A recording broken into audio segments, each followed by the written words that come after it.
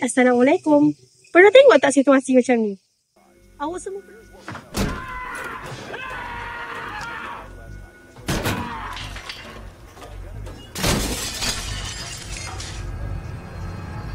Awak semua pernah terfikir kenapa ada manusia yang bertingkah laku macam tu? Jadi, kumpulan kami akan terangkan apa kaitan tingkah laku manusia dengan sebab psikologi di sebaliknya. Korang, saya selalu tertanya-tanya, kenapa manusia ni boleh bertindak pelik kadang-kadang? Contohnya kan macam stres sikit terus beli kopi 3 kali sehari.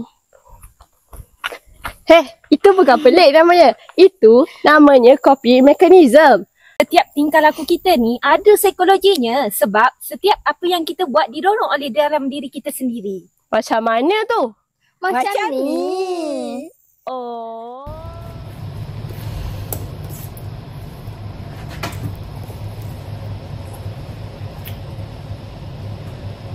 Ya Allah, banyaknya assignment minggu ni. Rasa macam nak give up je. Boleh tak kalau aku nak give up?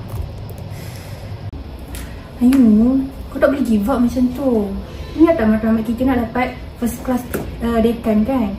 So contohlah kalau kau penat ke apa macam aku, kalau aku penat aku suka tengok video motivasi dekat YouTube ni. Dekat sini kau boleh search lah motivasi untuk naikkan semangat kau. Kat sini ada je banyak boleh kau tengok.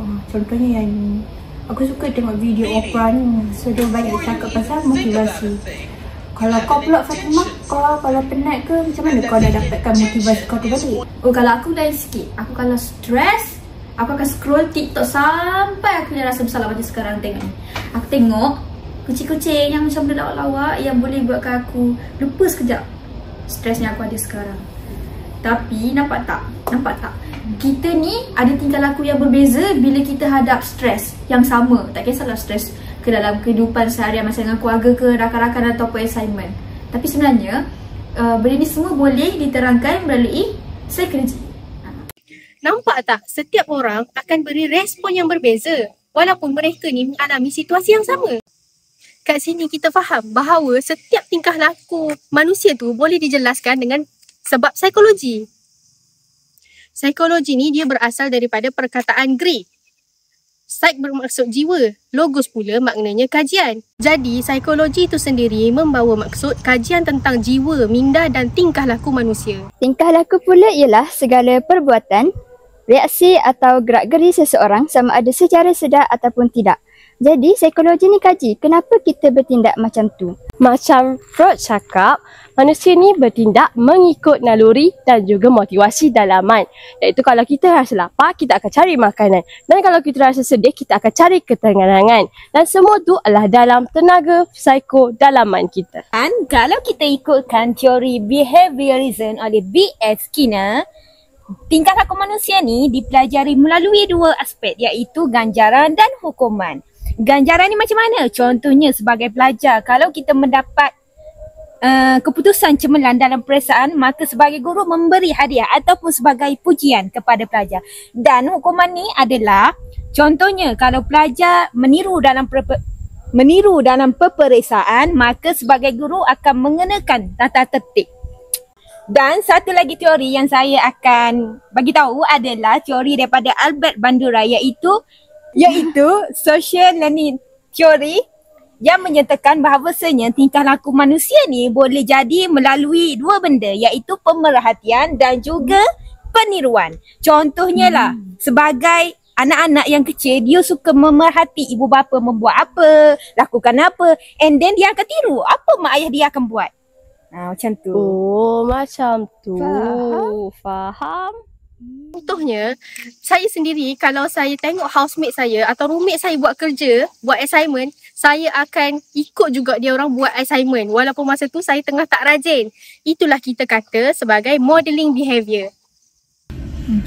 Jadi, maksudnya bila aku stres, reaksi tu hasil daripada psikologi dalaman aku lah kan? Betul. Faktor psikologi macam emosi, nilai peribadi, motivasi dan cara pengalaman hidup kita ni semua yang mempengaruhi tingkah laku kita. Contohnya orang yang peribadi tinggi ni, dia akan jaga tingkah laku dia. Sebabnya dia boleh kawal diri dia sebab dia ada prinsip. Kalau motivasi tu dikira motivasi dalaman dan luaran lah kan. Contohnya macam aku study sebab aku nak gaji besar, tu dikira motivasi extrinsic lah kan. Sebab motivasi extrinsic tu dia melibatkan ganjaran, kita mungkin nak diberi pangkat ataupun diberi pujian lah kan. Tapi kalau aku belajar sebab nak dapat ilmu, itu dikira motivasi intrinsik lah kan. Sebab aku belajar, niat aku nak jadi pandai. Lepas tu aku belajar sebab aku nak tahu ilmu tu, aku nak tahu sesuatu perkara tu. Betul tak? Betul. Dan dari pengalaman juga kita boleh belajar. Contohnya macam budak kecil yang baru nak belajar naik basikal kan. Lepas tu tiba-tiba dia jatuh. Tapi dia akan ubah cara dia kayuh basikal tu. Dia akan berusaha sampai dia dapat. Ya, semua faktor ni saling berkait. Sebab tu psikologi ni dia bantu kita untuk faham kenapa manusia bertindak sedemikian. Bukan semata-mata sebab perangai, tapi juga sebab minda dan perasaan yang sebaliknya yang mereka hadapi tapi kita tak tahu. Bila faham psikologi, kita jadi lebih sedar diri. Kita tahu kelemahan, kekuatan dan cara kawal emosi.